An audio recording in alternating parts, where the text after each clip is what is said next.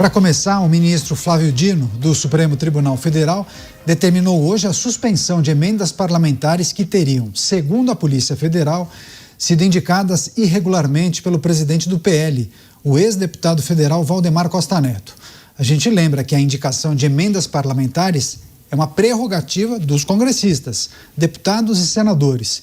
E Valdemar é ex-deputado. Portanto, a participação dele na destinação de recursos públicos é irregular. A Polícia Federal afirmou que funcionários da Câmara dos Deputados teriam participado desse esquema para direcionar cerca de 21 emendas parlamentares, de acordo com as decisões de Valdemar. Essas emendas somariam 119,2 milhões de reais em recursos públicos. Vamos chamar os nossos comentaristas? Vamos ao Rio de Janeiro. O Roberto Mota está ao vivo com a gente, acompanhando o noticiário, vai trazer suas análises a respeito dessa que foi a principal notícia, né, Mota? Os apontamentos da Polícia Federal, a destinação irregular de emendas parlamentares. Quem está no centro da investigação, Valdemar Costa Neto, bem-vindo, boa noite. Muita gente ficou confusa com essa notícia, porque não está muito claro o que foi que aconteceu. Então a gente tem que colocar os pingos nos is. Boa noite, Caniato, boa noite aos meus colegas de bancada, boa noite à nossa audiência. Mais uma operação policial contra um líder da oposição. Agora, essa investigação envolve o presidente do PL. O PL é o principal partido de oposição, é o partido do candidato Flávio Bolsonaro. Tudo isso é só uma coincidência, claro.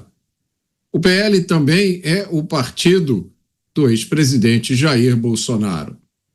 É preciso evitar julgamentos apressados sobre mais essa investigação contra um parlamentar de oposição. No caso, presidente do partido, não é parlamentar, mas um presidente do partido de oposição, principal partido. Então é preciso a gente considerar todos os casos e entender exatamente o que aconteceu para depois fazer um julgamento. Pois é, naturalmente é sempre preciso aguardar o avanço das investigações, todas as apurações, para que a gente tenha, inclusive, subsídios para poder analisar e avaliar o caso com todas as minúcias necessárias. Deixa eu passar para o Bruno Musa. O Bruno está ao vivo com a gente aqui no estúdio dos Pingos nos Is, da Jovem Pan, em São Paulo. Bruno, seja bem-vindo, viu? Uma ótima noite a você. Bruno, nós até falávamos isso nos bastidores. Se há irregularidades ou indícios de irregularidades, as investigações precisam prosseguir e identificar todos que eventualmente tenham participado de qualquer esquema que não respeite a legislação vigente. Agora, sempre surpreende o time, né? O momento em que a operação é deflagrada, em que a justiça determina o bloqueio desses recursos. Queria que você trouxesse suas impressões a respeito dessa, que é a principal notícia do dia. Bem-vindo. Muito obrigado, Caniato, Mota, Dávila, todos que nos assistem no Brasil. Vamos lá, uma ótima noite para todo mundo. Bom, o primeiro momento é que, claramente, quando a gente ouve isso e lê o que está sendo veiculado, claramente é algo que levanta algum tipo de gravidade. Valdemar Costa Neto, ele já, vale lembrar, ele foi condenado pela mensalão, depois anistiado politicamente, e o presidente do partido que hoje rivaliza diretamente com o PT, um partido que traz uma oposição frente a tudo isso que a gente está vivendo aqui no Brasil, de irresponsabilidade fiscal, imoralidade, etc. Então é importante que isso seja investigado, de fato, como você muito bem colocou. Não importa o nome, não importa o partido, não importa o espectro político e ideológico. Fez corrupção, tem que pagar por isso. E pagar seria pagar de verdade, coisa que no Brasil a gente tem uma impunidade quase que estrutural da coisa. Mas me chama a atenção, de fato, um momento, o timing disso. E não é uma justificativa para que não ocorra. Não é isso. Mas isso é uma prática recorrente no Brasil. Por que é que, de maneira recorrente, a gente não vê esse tipo de ação? Porque tudo isso é um descalabro, na minha opinião, com dinheiro público. E aqui entra o ponto importante aqui da coisa, que vai também além do time político. Vale lembrar que todas essas emendas, nesse caso aqui 119 milhões, mas todos os outros bilhões totalizando as emendas, é dinheiro do pagador de imposto. É dinheiro que muitas vezes ele é colocado com prioridade por parte dos políticos e do executivo para ser distribuído com objetivos políticos, partidários, em detrimento de ser distribuído para o orçamento onde o povo demandaria mais. Serviços de educação, de saúde, de infraestrutura. Vale lembrar, o Brasil é um país onde, em 2026, quase metade da população não tem acesso a esgoto e água tratada.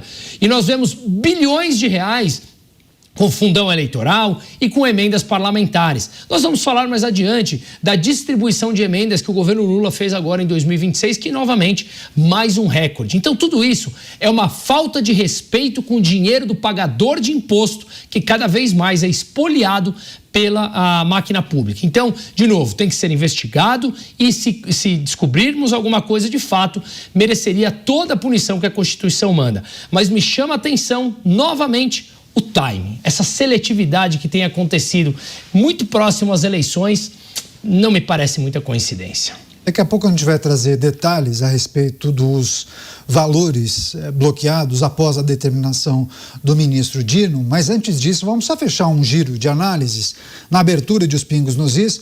O Dávila também está com a gente, o Luiz Felipe Dávila, vai trazer suas análises e impressões nesta sexta-feira. Dávila, seja muito bem-vindo, viu? Uma ótima noite a você.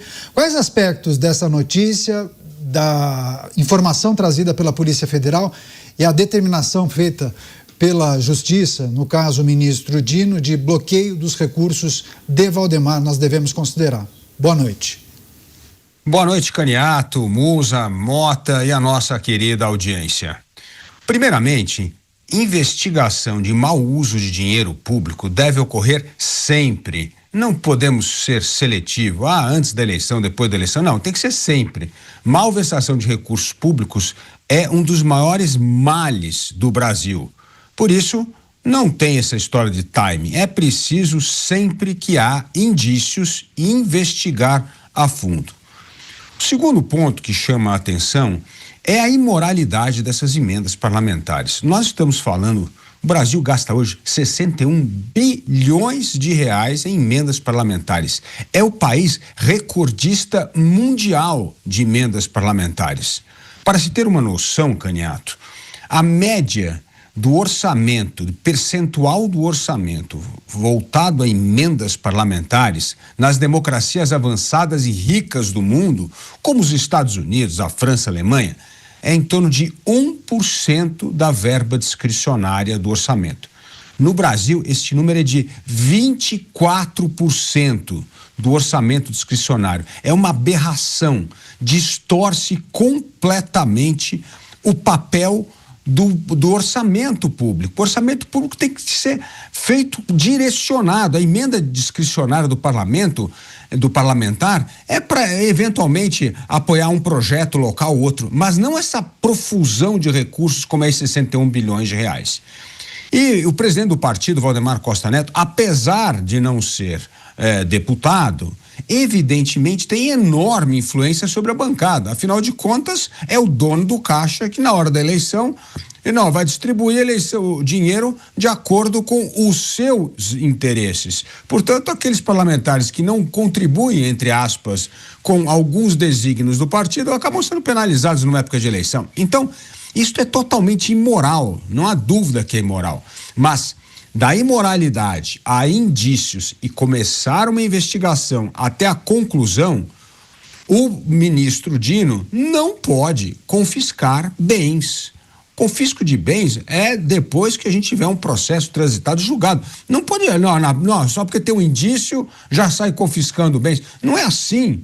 Aliás, a própria Procuradoria-Geral da República foi contra essa atitude de bloqueio de bens. Então, é preciso sempre investigar a malversação de dinheiro público, é preciso combater a imoralidade pública, principalmente essas emendas que são escandalosas, mas não dá para um juiz dar uma canetada e começar a bloquear bens em mero indícios. Então, Caniato, há abuso dos dois lados. Há abuso do lado político por pressão em deputados para delegar emendas para seus redutos eleitorais, e há também, por redutos eleitorais aí do presidente do partido, e há abuso também da justiça, se antecipar a indícios e começar a confiscar bens.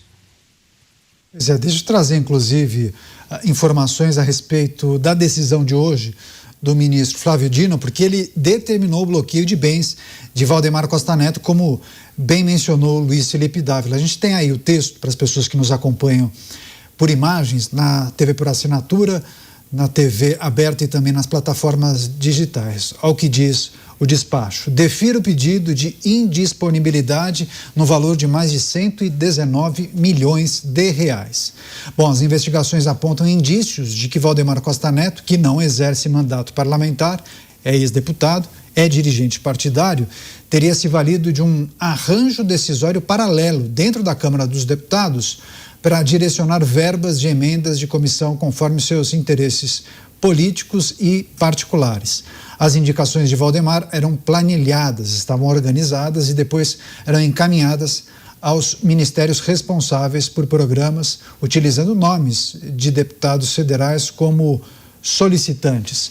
Deixa eu passar para o Bruno Musa, porque tem um aspecto que é interessante. Eu escutei muitas figuras que fazem parte do ambiente político dizendo que é normal os caciques partidários, os presidentes de partidos, debaterem, conversarem com parlamentares que têm essa prerrogativa de destinar recursos, as emendas, para localidades que precisam daquele recurso. Então, faz parte do jogo político essa participação desse processo do dirigente partidário, quase como uma consultoria informal, talvez por conta da experiência daquele dirigente partidário. Agora, daí falar que há uma irregularidade, talvez se fizessem investigação em outras siglas, identificassem talvez o mesmo procedimento. É preciso tomar cuidado também para afirmar se houve má-fé, cometimento de crime. Vamos aguardar o posicionamento das investigações ou o avanço das investigações, mas daqui a pouco a gente vai trazer inclusive o parecer da Procuradoria-Geral da República. O Dávila até chegou a adiantar que foi na contramão do confisco dos bens. A gente vai trazer daqui a pouco o despacho. Vai lá, Musa.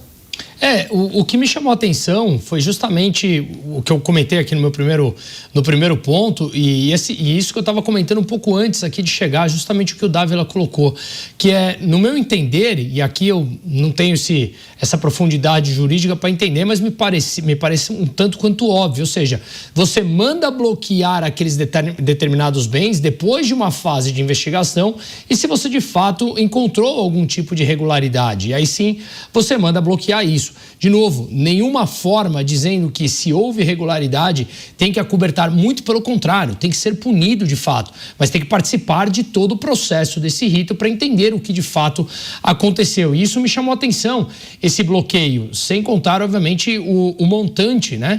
São 120 milhões de reais, não é pouca coisa. Então é um montante extremamente relevante e aí esse bloqueio imediato, eu não sei se ele tem amparo também dentro da Constituição. Num primeiro momento, você já ter esse tipo de bloqueio. Pois é, deixa eu passar. Quem é que está disponível? O Dávila está ok? O Mota? Só confirma para mim, a produção está verificando os comentaristas que estão plugados aqui comigo.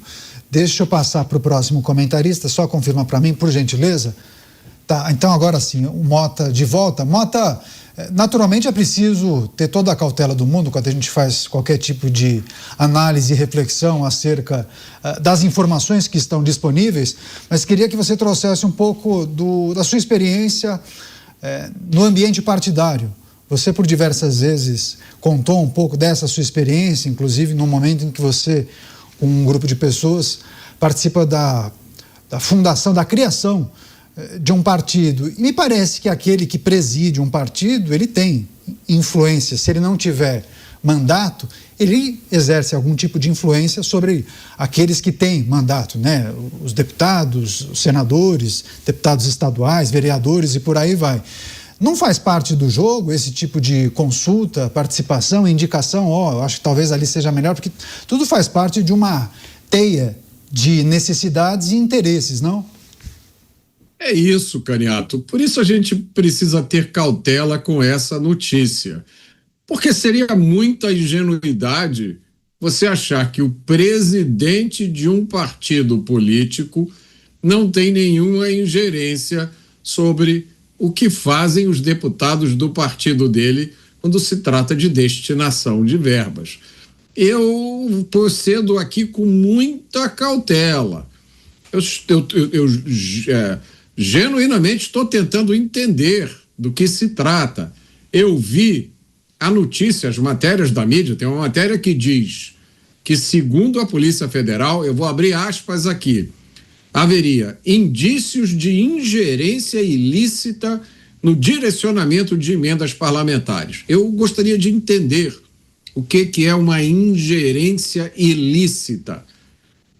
E aí a matéria diz, né, que Valdemar teria determinado o destino de emendas mesmo sem possuir mandato parlamentar.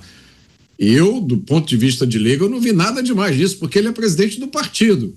Imagina se o presidente do partido não vai se envolver na destinação das emendas. Agora, a matéria não esclarece se isso é crime. Eu gostaria que a gente tivesse aqui um jurista para esclarecer isso. A matéria fala de ingerência ilícita. Eu gostaria que um advogado explicasse o que é uma ingerência ilícita. A matéria não fala, eu não encontrei em nenhum lugar da matéria nenhuma menção a corrupção, a suborno, a alguém retirando dinheiro de forma indevida. Eu, repito, não vi na matéria nada sobre isso. Agora, a matéria tem uma chamada muito grande, né? Operação contra Valdemar, e aí menciona os 119 milhões bloqueados. Tem muita gente que lê as manchetes bem rápido e elas só pegam uns pedacinhos, né? Operação contra Valdemar, Polícia Federal, 119 milhões. Então, a gente fica imaginando qual é a leitura que a maioria das pessoas fez dessa matéria, se nós aqui estamos tendo dificuldades de entender realmente do que se trata. Às vezes fica parecendo que há pessoas no Brasil que querem criminalizar a prática de fazer política. Essas pessoas, para elas é uma novidade que fazer política envolve discutir a destinação de verbas. Ninguém faz isso em nenhum lugar do mundo. Né? Os parlamentares não falam sobre dinheiro, sobre verba, os parlamentares e outras autoridades do Brasil, né? Então, é preciso muita cautela, é preciso entender exatamente do que se trata aqui. Pois é, o Mota fez um questionamento, eu extraí aqui, Mota, um parágrafo, uma parte dessa manifestação ou a explicação da Polícia Federal. Vou abrir aspas para o documento da Polícia Federal. O encaminhamento direcionava essas emendas alocando falsamente deputados federais como solicitantes das indicações, a fim de conferir áreas de legalidade às indicações formalizadas conforme diretrizes de um não parlamentar. Fecho aspas, esse trecho do despacho ou do documento da Polícia Federal em que explica as bases dessa investigação.